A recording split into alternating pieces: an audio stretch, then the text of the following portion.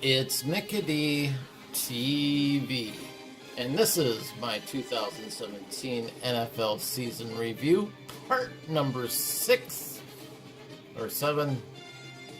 Oh man, I don't know. Part number 7 of my series on the NFC South this time. And NFC South, I predicted that the NFC South would have the Carolina Panthers winning the division at 12-4, followed by the Atlanta Falcons with an 11-5 record and getting the first wild card seed. The New Orleans Saints finishing also in third place at 11-5, but not making the playoffs, and the Tampa Bay Bucks at 7-9. Now, the reason why I picked the top 3 teams, Carolina, Atlanta, New Orleans, so high is because this division is phenomenal, especially with quarterbacks. Amongst those 3 teams, you have Cam Newton on Carolina, you have Matt Ryan on the Falcons, and you have Drew Brees on the Saints. I mean, these teams are powerhouses, and a lot of this was like a coin flip for me on who's going to win the division. It could have been any of those top 3 I mentioned, but as we all know, at the end of the 2017 season, the Saints, by a tiebreaker edge, won the division with an 11-5 record. And this team, again, has great offense and pretty dang good defense. And they're kind of a chippy team, though. They're kind of a dirty team. And there's a lot of things that I feel that's suspect about this team in that regard. I think they have an image that still needs to be cleaned up, dating back to the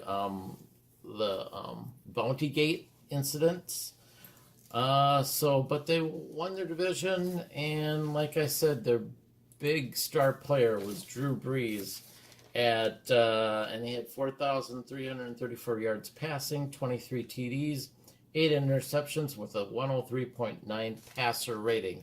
Now I can't remember if New Orleans was able to keep him on the team or if he went on to another team.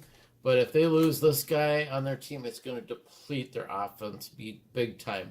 But if they still manage to keep Drew Brees on their team, this will be another team to be reckoned with again, a force to be reckoned with. It's just going to be crazy.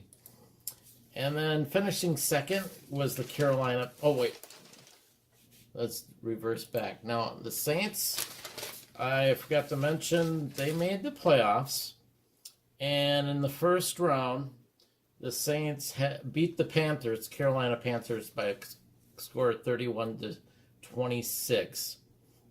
And then they went on to play against the Minnesota Vikings. They were getting beat big time in the first half of that game, but then they slowly started coming back. 1, because they're a pretty good team. 2, they're kind of a dirty team. They knocked out one of our best defensive backs in the game. Plus, they were capitalizing on the major mistakes the Minnesota Vikings coaching staff had made during the game. But in the end, they lost.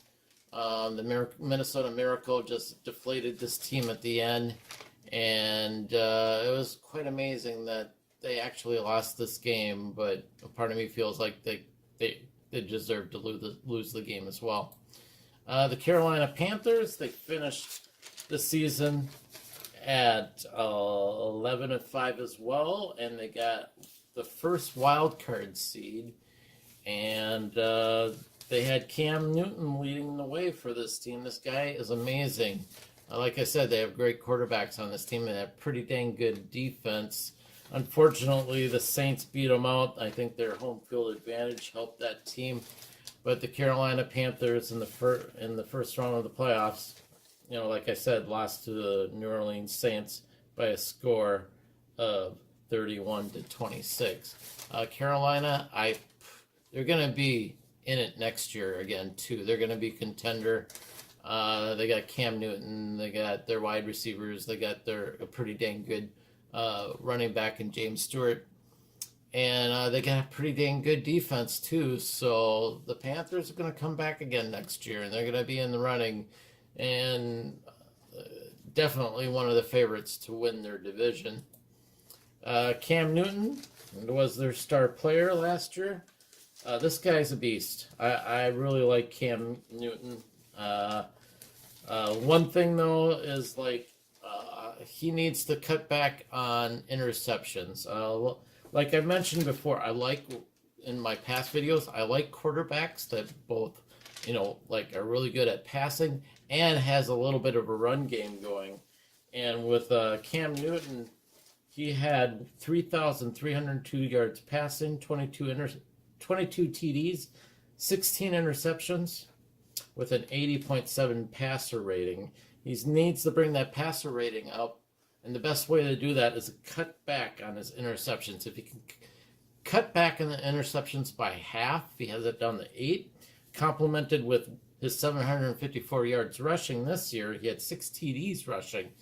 This quarterback is going to be awesome. He is awesome, but he needs to step up his game and cut back on the interceptions, and he'd be unstoppable. I think they can make the Super Bowl next year if he can perfect that game. He's got to bring it up and step it up a bit more, and they should be able to be contenders for the Super Bowl.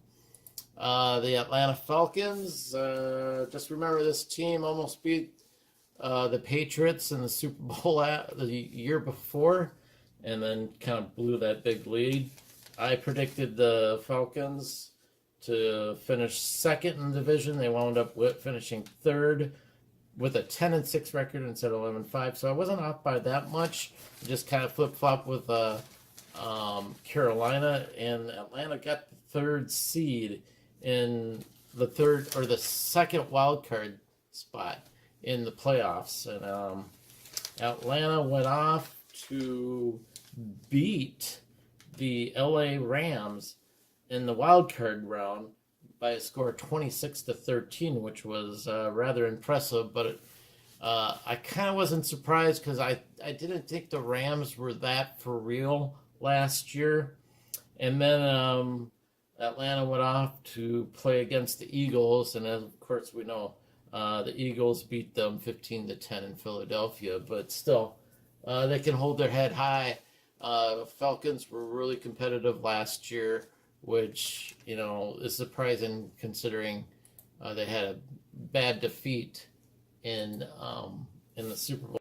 For the Falcons, apparently, I must have been asleep on the wheel here, but their star player was Matt Ryan.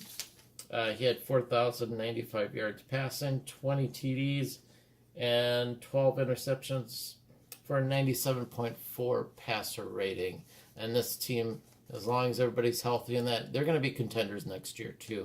The NFC South is just quite amazing. They got a lot of talent and a lot of competitiveness in this league.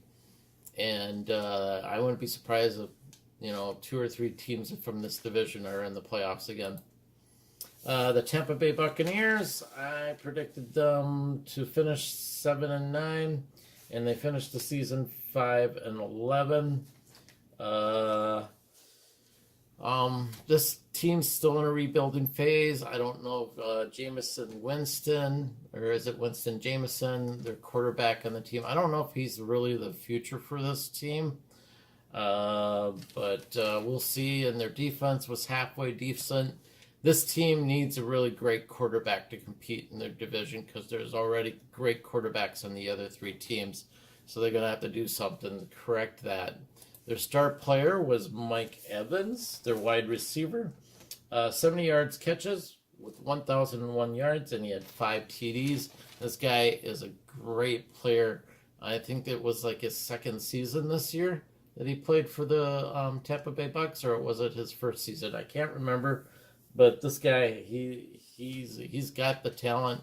He's got the finesse to be a competitor in this league. And if he can get a great quarterback to complement with him, the Bucks could be a competitive team. But right now, I don't think so. Not in the immediate future. We'll see what happens, though. So that's the end of my review of the NFC South. Leave a comment if you like. I will talk to you guys later. Bye.